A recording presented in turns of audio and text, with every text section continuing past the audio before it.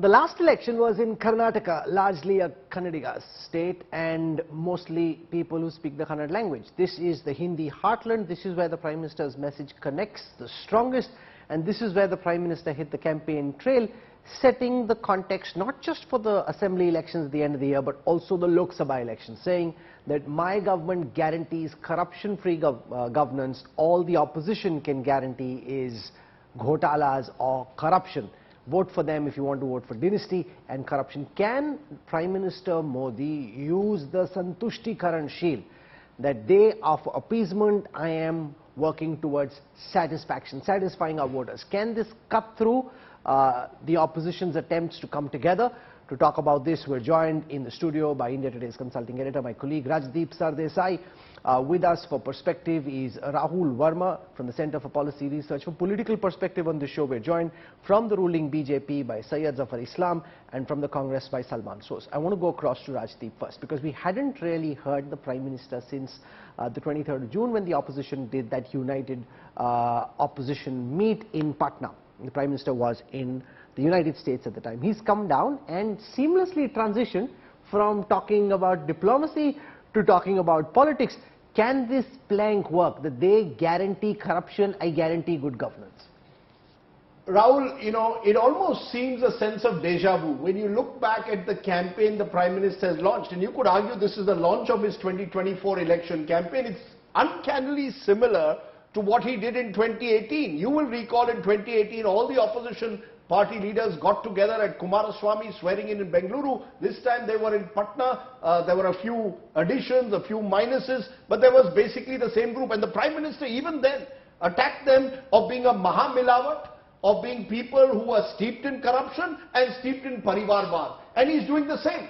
It worked to a large extent in 2019, and he will believe that in this instance lightning could strike twice and it will work again in 2024. So I'm not surprised, Rahul, at all by the pitch the Prime Minister has taken, by the narrative that he's pushing, because that's exactly what he wants to make the 2024 elections about. He wants to suggest that this coalition is a coalition of opportunists who are there in a way for their own survival, and therefore please vote for me for stability. So he's clearly set the terms of engagement for the 2024 elections with the kind of speech he made in Bhopal today. Salman Soos, a relatively similar campaign was fought by the opposition in Turkey, where 6 parties came together against President Erdogan.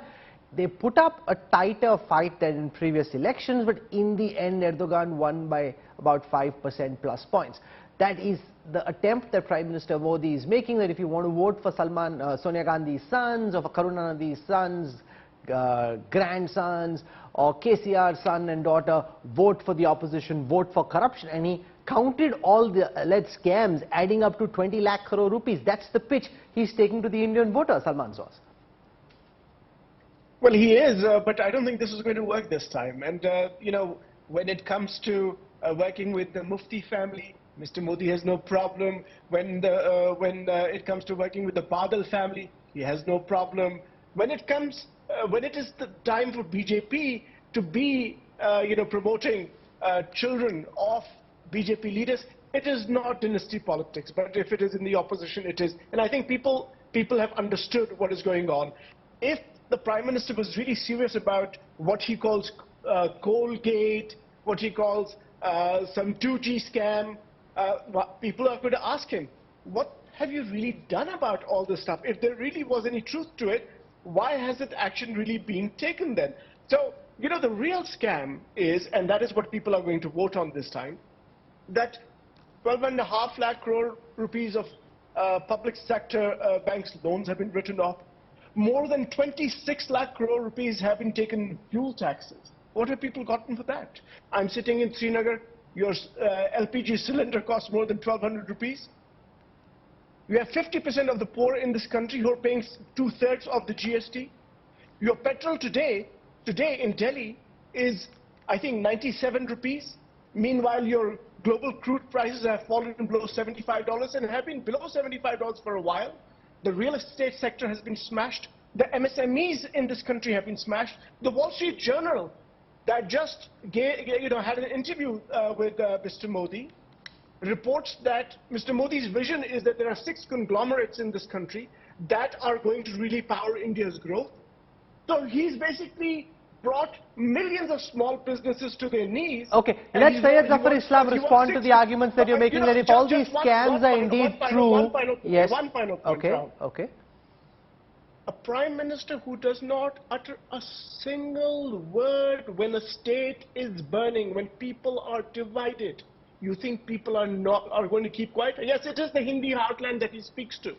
But his party is going to lose Chhattisgarh, they're going to lose Madhya Pradesh, they're going to lose, to mark my words, they're going to lose Rajasthan. And they're not going anywhere close in the fight in Telangana and in Mizoram. What happens? Mr. Modi is frustrated. I think he can see the writing on the wall. And I think that is why this opposition unity really rankles them. And that's Syed Zafar Islam, you've now been in power for 9 years plus. If all these scams adding up to 20 lakh crore rupees are true, why aren't these leaders in jail? I mean, if the 2G scam, for example, was correct, you had 9 years to prosecute these netas instead of talking once again as if you're in opposition.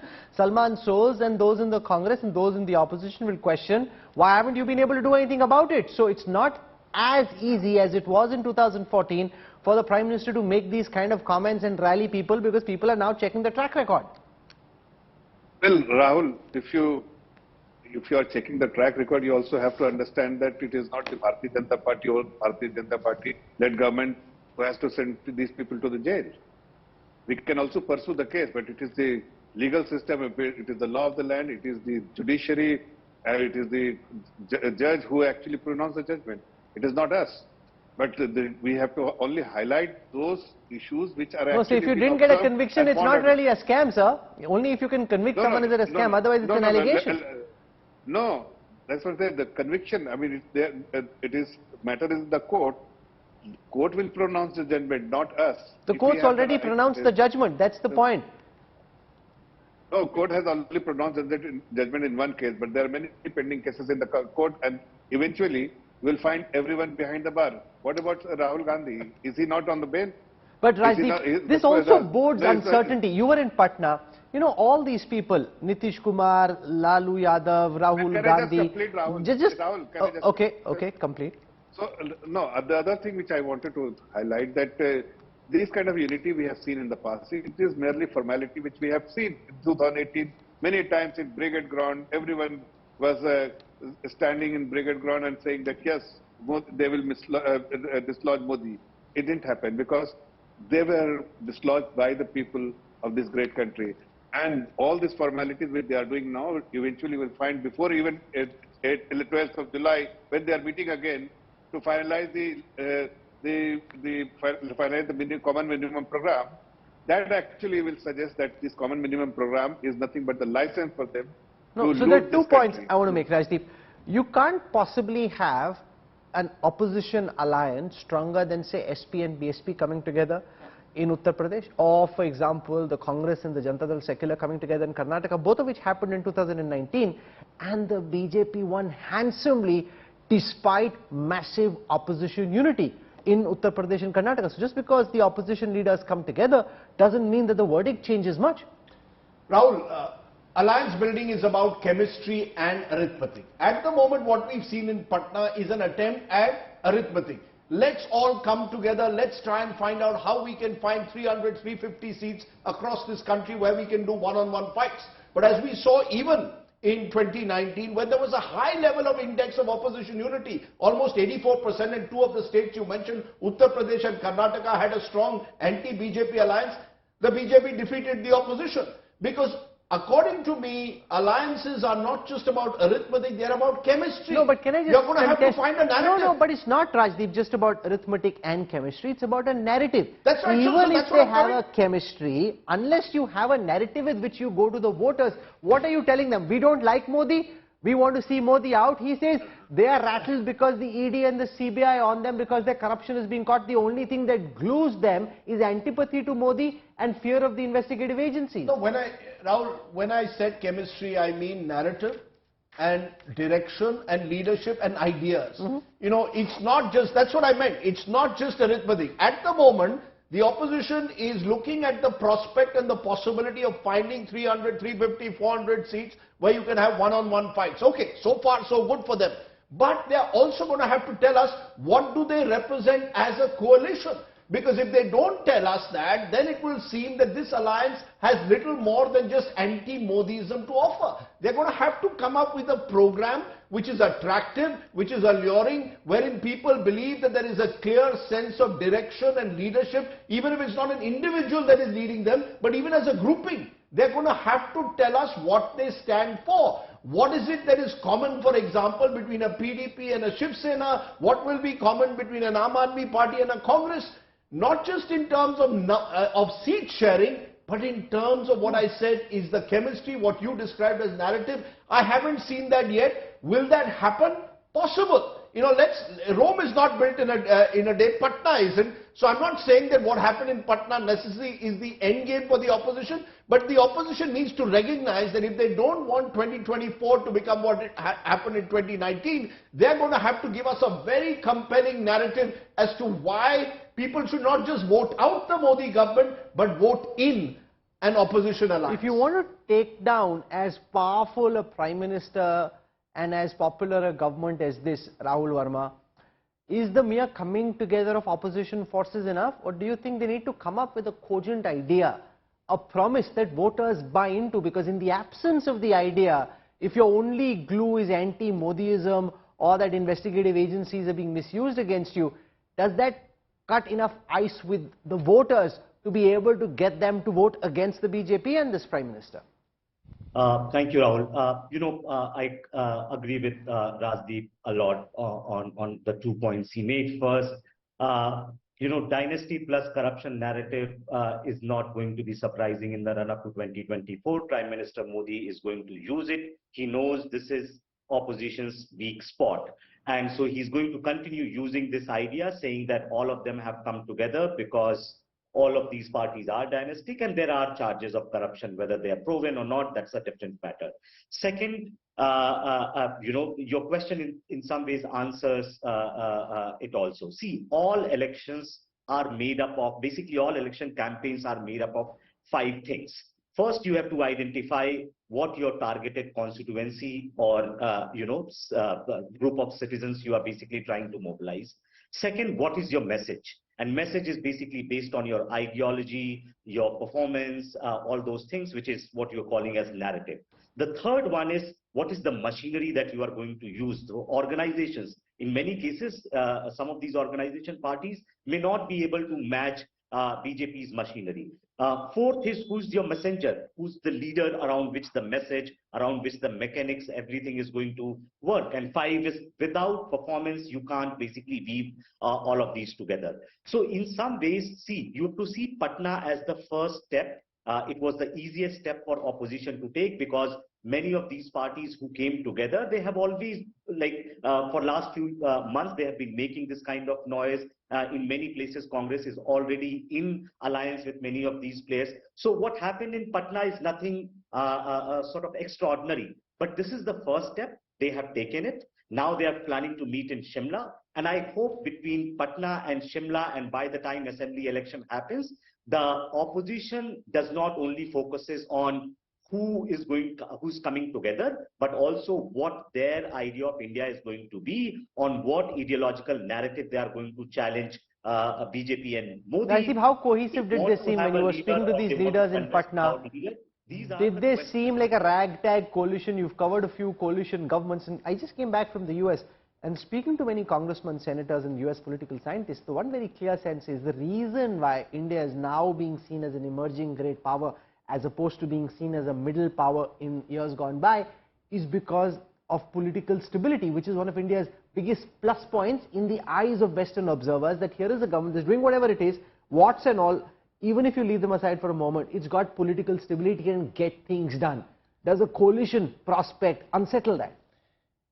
Yes and no. I mean, if you look at coalition, some of the most radical reforms in this country, both in when Narasimha Rao was Prime Minister and when Dr. Manmohan Singh was Prime Minister and Atal Bihari Vajpayee was Prime Minister, took place during coalition governments. But what we saw, Rahul, and what I think is clear, is from 1989 right up to 2014, we had 25 years of coalition governments. And therefore, every year there was a question mark, will the government last? because there was always someone or the other who could pull it down. In the last 8-9 years, whatever other questions have been raised about the Modi government, the one question that has not been asked, will this government last the entire 5 years? So I can see why an investor or why the world is looking at India as a relative oasis of stability. But stability alone is not enough. You see, you've also had 10 years of anti-incumbency. You asked me about whether you saw this as a ragtag coalition in Patna. Actually, I was surprised that barring Arvind Kejriwal, who seemed to be a bit of an X-factor taking on the Congress, demanding that the ordinance issue be raised, the rest of them, including strangely enough Mamata Banerjee, seemed more than willing to break bread even with the left. I think this is an existential... But how can she do it? It's not possible. You see... Well, think of it this way. On those seats of West Bengal, in this 42 seats, what can Mamata Banerjee give the left? You can possibly have an alliance with the rump of the Congress that's left in Murshidabad and a few other places. How do left, Congress and TMC fight together? It's inconceivable. Sure. Look, that's the final step. Whether they do these 300, 400 one-on-one fights, whether that happens, you're absolutely right. There's a huge question mark in states like Bengal, in states like Kerala, in states like Delhi, in states like Punjab. There are huge question marks. I take that. But I think that's what, before you go into the arithmetic, this group is going to have to find the chemistry, the narrative which glues them together. What is it that is bringing Mamata Banerjee closer to the left, apart from the fact that she fears that if she doesn't tie up and the BJP wins another election, parties like the Trinamool Congress could face an existential crisis. I think that's the challenge. You see, these parties are going to have to tell the voters, we are not just opportunists. We have come to fight because we have a certain ideological core minimum program. That I haven't seen. I've seen them reach out to each other in Patna, but I've yet to see what is that ideological core that will go beyond just anti-Modism. No, I think that's the challenge. Because it's not just Salman Soz about the photo opportunity. At some point in time, it needs to be looked at from the perspective of how can you split seats. Let's take the example of the left, the Trinamool and the Congress in West Bengal, or the Congress in the left in Kerala. There is nothing that you can do unless they score a big self-goal and open a window of opportunity for the BJP in Kerala. There's nothing you can do which would allow for these three parties to do business with each other, given the animosity on the ground. So these photo opportunities, you got these shawls and stoles on the screen, Mamata Banerjee, putting a stole around Tejasvi Yadav. Yeah, sure, these look nice, but you have to talk numbers. That's where it gets down to brass tacks, Mr. Soz. Rahul, first, before we get to the arithmetic, I know people have raised this question of what, can we get beyond anti-Modiism?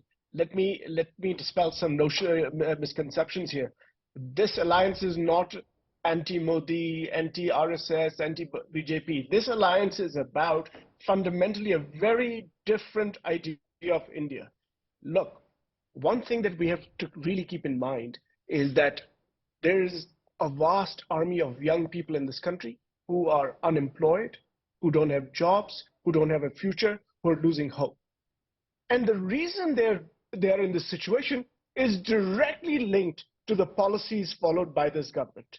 And what is the opposition going to do? The opposition is going to say that on one hand, you have a vision where you basically tie yourself together with a few big industrial houses in this country and hope that those mega companies really power India's growth. On the other hand, what you can have is millions upon millions of small and medium enterprises creating jobs that our youth desperately need. So that's the economic plan.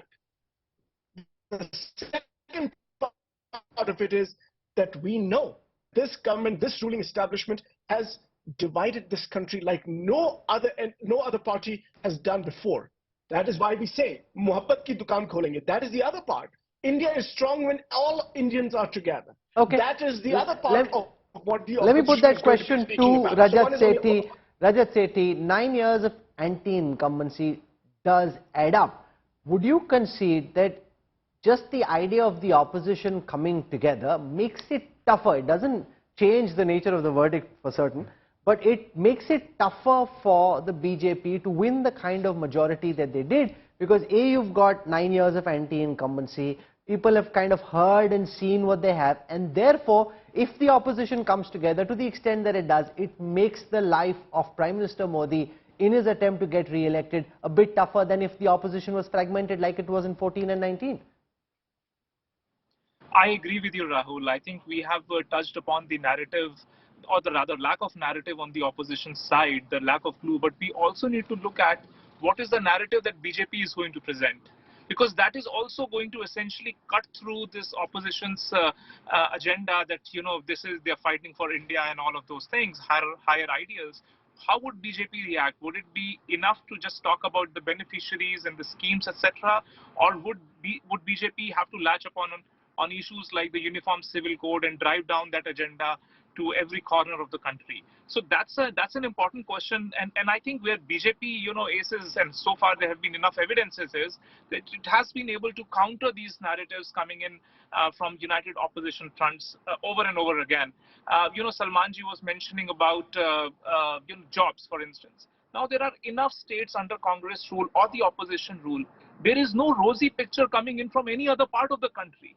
So when the opposition comes together, they don't have an alternative model to present before the public and say that, see, this is what we can do for you, and this is what BJP has done. So that comparative aspect of the narrative is currently lacking on the opposition front. And I think if BJP, sticks to the plan, there is no outlier event which happens and pulls down the BJP's narrative, I think BJP will be able to call them out again. Rahul Verma, does Uniform Civil Code, in your view, work as a rousing election plank? We saw the Prime Minister speak about in Madhya Pradesh.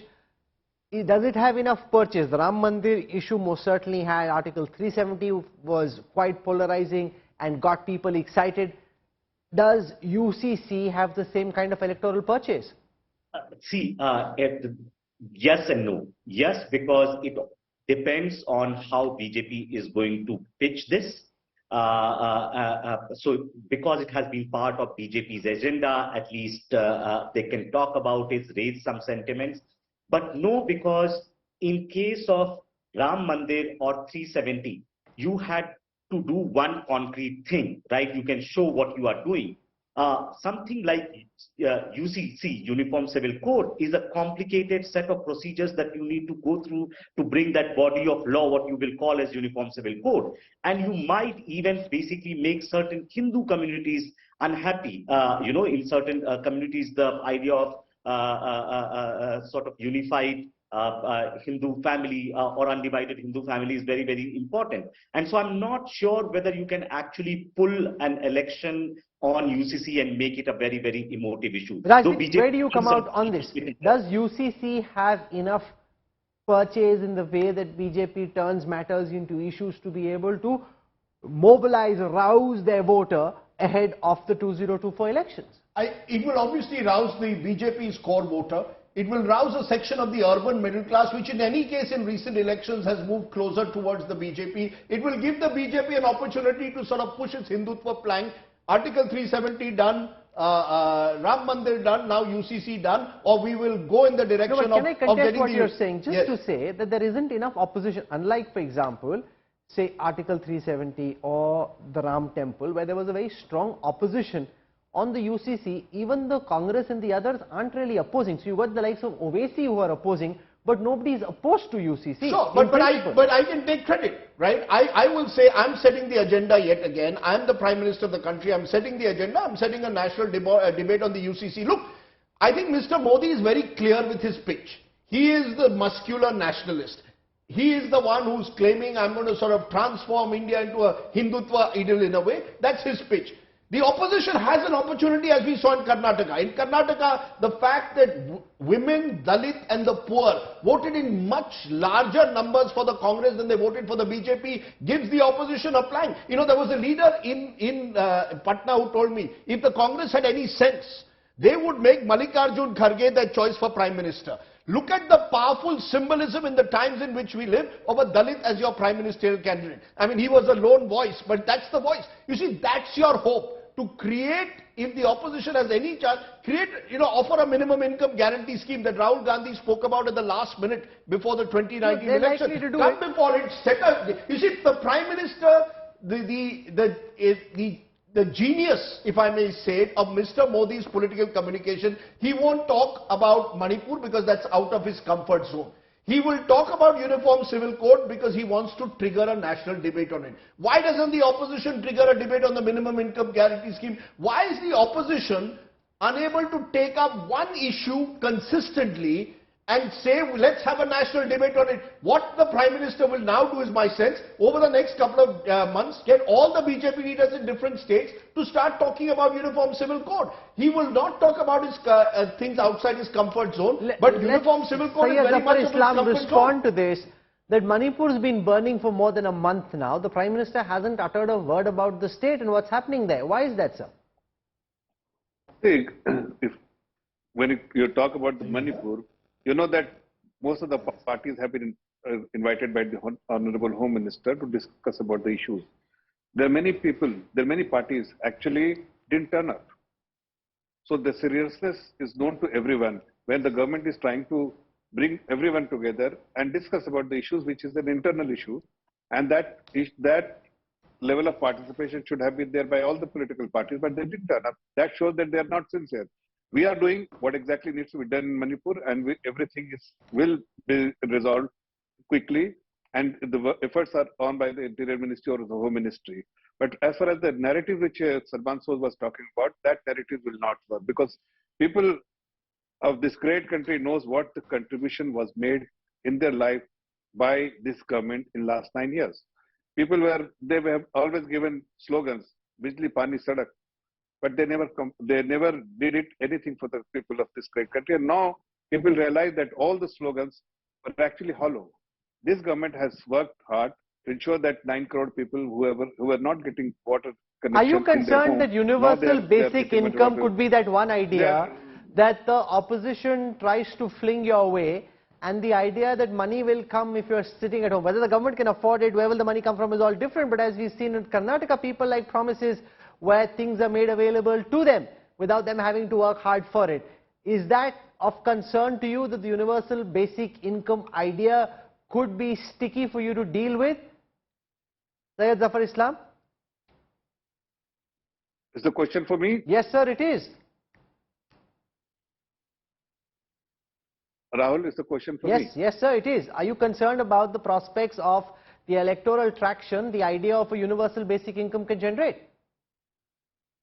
Sorry, Rahul, your voice was cracking. I was not able to hear last 2 sentences. Can you just repeat the question, My question is, are you concerned that the idea of a universal basic income could help the opposition mobilize voters, because they'll be promised income coming into their banks without them having to do anything about it as a minimum basic guarantee? We've seen guarantees work for them in Karnataka. Rahul, they had attempted last time also in 2019. You can recollect it that they had come up with some scheme and eventually they didn't pursue it, because they also know that the people who have received benefit from this government, they also know that this government is sincere about improving their lifestyle. They have provided, everything is being provided by the government, and they also, government is also creating good infrastructure for the people to lead a comfortable life. Now, Salman, so you've been a banker in your past life.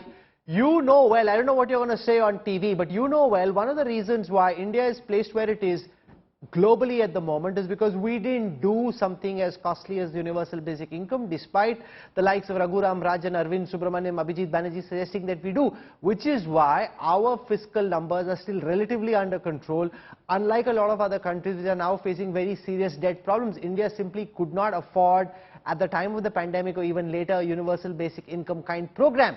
Now that's the reality. But still, you will throw the UBI grenade at the NDA, hoping that that takes the government down. Well, first of all, anybody who just looks at the fiscal deficit number without looking at what's happening with the overall economy is not really an economist that one should be listening to. That's not how we actually do policy work.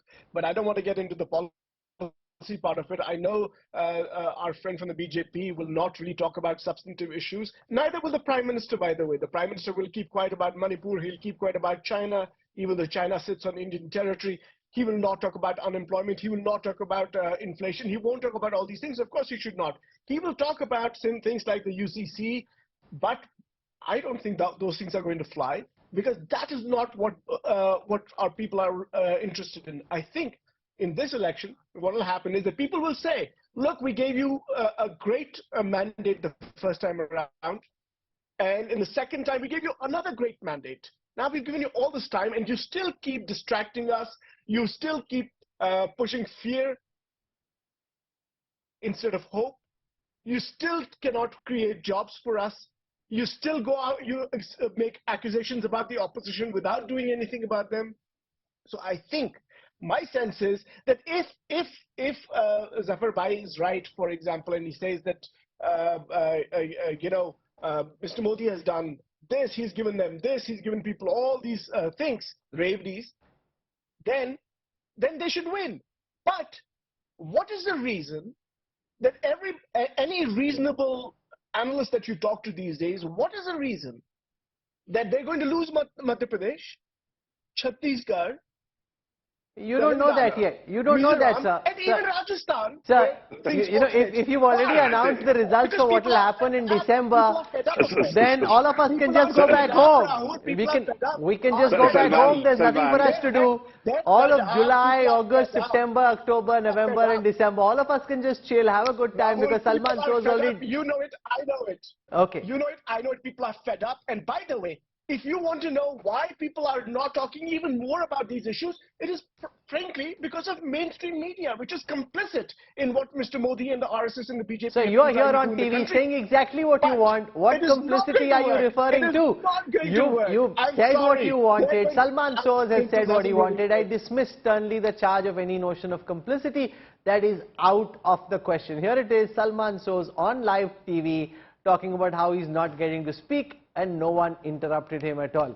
The irony is contained in that answer itself. But anyway, you're not letting me speak. I'm saying that you're not taking Mr. Modi's, what Mr. Modi has done to the country. You people are quiet about it because you fear this this regime. That's why the press freedom index is where it is. Why? I mean, come on, this is an open secret. This is everybody knows. So let's just let's not talk too much about it. Okay, so what we've seen during the show is the Congress put out its narrative. The Prime Minister this morning laying out the BJP's narrative for the 2024 elections, which he hopes will carry him through the assembly election as well. Nobody likes the media, which is fine. The BJP thinks you're always anti-us, anti-Modi media, and the Congress thinks the opposite. We live with that. It's no big deal. We just do our job, do it as well as we possibly can, go back home to our family and our friends, and let the BJP and the Congress say exactly what they please.